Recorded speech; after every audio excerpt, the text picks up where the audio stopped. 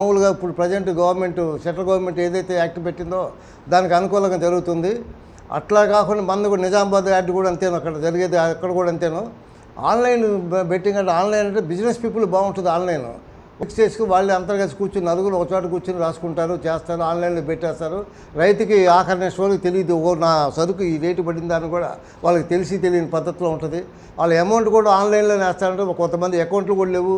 చాలా దాన్ని ప్రభుత్వం వారు మరి టేకప్ చేసి దానికి ఏదైనా రైతులకి మేలు జరిగే విధంగా దీన్ని తీసుకురావాల్సిన అవసరం ఉందని చెప్పి నేను భావిస్తున్నాను. అటువంటి చేస్తారని చెప్పి ముఖ్యంగా మా ప్రీతం నాయకులు లోకేష్ గారు డెఫినెట్గా రైతు పక్షాన ఉంటారు. ఆయన గట్టిగా దీని మీద చర్య తీసుకుని రైతులకు మేలు చేస్తారని చెప్పి ఆశిస్తున్నాను.